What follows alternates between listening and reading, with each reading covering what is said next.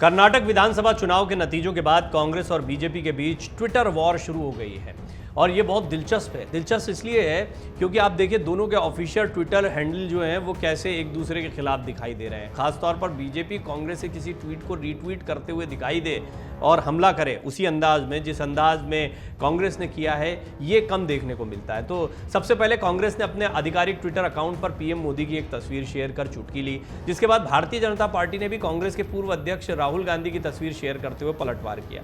सबसे दिलचस्प बात यह है कि बीजेपी कांग्रेस की इस लड़ाई में अरविंद केजरीवाल की आम आदमी पार्टी भी कूद गई और उन्होंने बीजेपी के ट्वीट पर पलटवार करते हुए दिल्ली के सीएम अरविंद केजरीवाल की फोटो शेयर कर दी।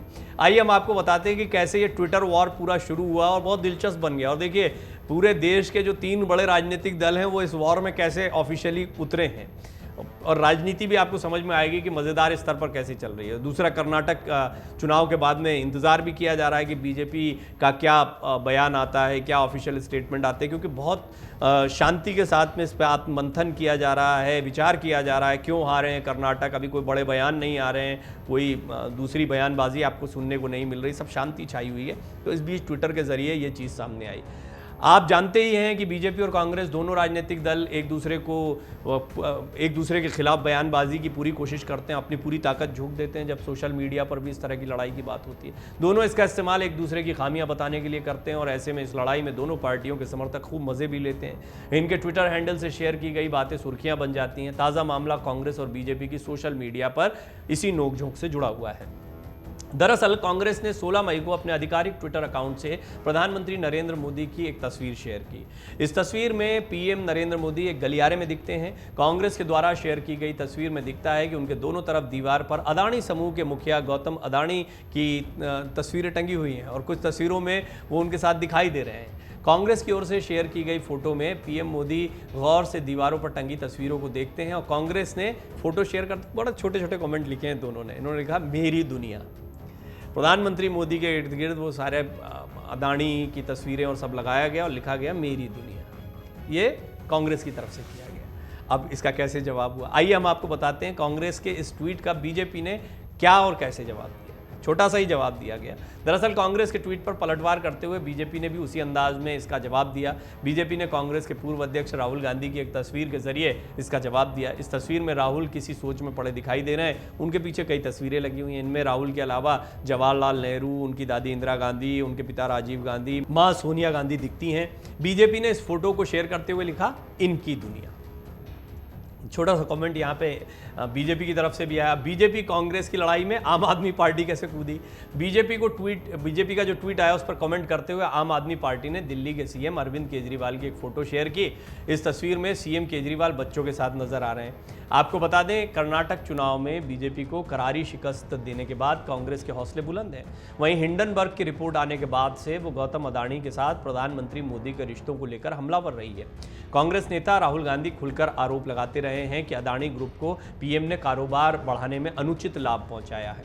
इसी को लेकर अदानी समूह के जो प्रमुख हैं गौतम अदानी, उनकी तस्वीरों के साथ प्रधानमंत्री मोदी की तस्वीरें दिखाई गई।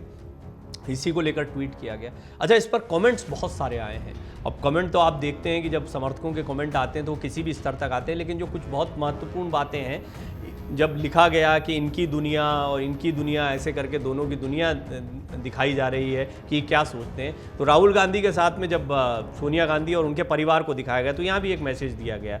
एक तरफ यहाँ पर यह दिखाने की कोशिश की गई जो राहुल गांधी के लगातार आरोप हैं कि गौतम अदानी को फ़ायदा पहुँचाया जा रहा है, उनके संबंधों के या उनके पास कहाँ से पैसा आया, जैसी बहुत सारे बातें या बहुत सारे आरोप जो राहुल गांधी लगाते रहे हैं उसकी तरफ एक बार फिर इशारा किया है। दूसरी तरफ यहाँ पर अगर उनके परिवार के फोटो लगाए तो थोड़ा समझना होगा। यहाँ ये बताने की कोशिश की जा रही है कि इनकी दुनिया से मतलब है कि राहुल गांधी की दुनिया जो है वो वंशवाद या परिवारवाद की राजनीति से चल रही। तो बहुत सारे लोगों ने उसमें कमेंट किए नीचे फिर कि ये क्या जाने परिवार का मतलब क्या होता है और परिवार के साथ में होना या अपने परिवार के को दुनिया मानना, इसमें क्या बुराई है, जैसी बहुत सारी बातें कही गई। कुल मिलाकर ये बहुत रोचक मामला था। दरअसल ऐसा नहीं है कि ट्विटर पर इससे पहले इस तरह के बयान नहीं, लेकिन बहुत कम मौके आते हैं जब बीजेपी जो है वो किसी इस तरह के हमले का उसी अंदाज में कांग्रेस के ट्वीट को रीट्वीट करते हुए या कोट ट्वीट करते हुए और फिर उसी अंदाज में उस पर हमला कर दिए। लेकिन मामला प्रधानमंत्री मोदी से था। आप देख रहे हैं कि यह अग्रेशन भी जो है इतना देखने को नहीं मिलता था कि प्रधानमंत्री मोदी की तस्वीरों को लेकर कांग्रेस इस तरह से टूट पड़े, लेकिन ये हमले बढ़ते जा रहे हैं। इसकी बहुत बड़ी वजह है कि अदानी वाला जो मुद्दा उठाया कांग्रेस ने, और इस मुद्दे को लेकर अब शायद राहुल गांधी को ये लग रहा हो, कांग्रेस को ये लग रहा हो कि इस मुद्दे का रिस्पांस मिल रहा है। मैंने आपको पहले भी कुछ एनालिसिस में इस बात को स्पष्ट रूप से रखा है कि भ्रष्टाचार को बहुत बड़ा मुद्दा बनाया जाएगा। ये जो भ्रष्टाचार का मुद्दा है ये बड़ा अपील कर रहा है लोगों को। कर्नाटक ने तो इस पर मोहर लगा दी, 40% कमीशन, पे सीएम, ये इनका कैंपेन चल गया। हालांकि बहुत सारी वजह होती, कोई एक वजह नहीं होती किसी चुनाव के जीतने की। लेकिन आप देखिए कि बीजेपी का जो प्रादुर्भाव था या सत्ता में आना था उसके पीछे, और आम आदमी पार्टी, देखिए दो ताकतें एक साथ उभरी। बीजेपी ताकतवर बनती गई, प्रधानमंत्री मोदी की राष्ट्रीय परिप्रेक्ष्य में लोकप्रियता बढ़ती चली गई, उनका अपना एक मैनेजमेंट है, तौर तरीका है।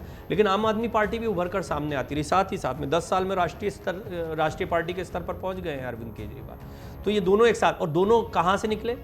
दोनों निकले, वो अन्ना का आंदोलन था भ्रष्टाचार वाला। वो भ्रष्टाचार का दंश या वो आरोप कितने खतरनाक थे उसका अंदाजा लगाइए, जो डॉक्टर मनमोहन सिंह की सरकार पर लगे, यूपीए सरकार पर लगे। सोनिया गांधी जी उस समय कमान संभाल रही थी, राहुल गांधी, प्रियंका बस राजनीति में किसी तरह सुगबुगाहट होती थी, अपने पैर जमाने की कोशिश कर रहे थे। आज वाली स्थिति उनकी नहीं दिखती थी। वो 10 साल में काफ़ी कुछ बदल गया। खैर, इन 10 सालों में सबसे अहम बात जो देखने को मिली वो ये कि भ्रष्टाचार के मुद्दे पर अभी तक भी केंद्र सरकार कांग्रेस को ही घेरती दिखाई दी है। अब धीरे धीरे, क्योंकि दो टेन्योर हो गए हैं, तो अब सरकार की जवाबदेही बढ़ जाती है। तो अब धीरे धीरे पलटवार करते हुए वो भ्रष्टाचार की, अब आप हमारा पुराना और 70 साल से कुछ नहीं हुआ, ये नहीं हुआ, ये सारी बातें छोड़ो, अब इनके खिलाफ इस मुद्दे को बनाया जा रहा है। लिहाजा ये भ्रष्टाचार के मुद्दे को कभी छोड़ना नहीं चाहती है कांग्रेस जब बीजेपी पर हमला करने की बात आती है, और उसमें उन्होंने ये अदानी समूह का मुद्दा उठा लिया है। इसी को लेते हुए ट्वीट किया गया। बीजेपी भी जानती है कि ये मुद्दा बड़ा गंभीर है, इसलिए उसको काउंटर करना बहुत ज़रूरी है। तो वो वंशवाद की राजनीति या फिर से परिवारवाद की राजनीति पर टिप्पणी करते दिखाई दे रहे हैं। तो इस सब के बीच में सोशल मीडिया पर ये खूब आज वायरल हुआ, आज बड़ा चर्चा का विषय रहा है कि दो देश की दिग्गज पार्टियां आपस में ट्विटर पर किस तरह से लड़ती दिखाई दे रही हैं। आपको लगता है कि भ्रष्टाचार का मुद्दा केंद्र सरकार के खिलाफ कोई बड़ा मुद्दा बन पाएगा, या वंशवाद की राजनीति वाला मुद्दा जो 2014 से चलाया जा रहा है वो अब भी कोई मुद्दा है? आप इस पर अपनी राय और टिप्पणी जरूर रखें। मन से उजाला कर चले, मन से उजाला कर चले।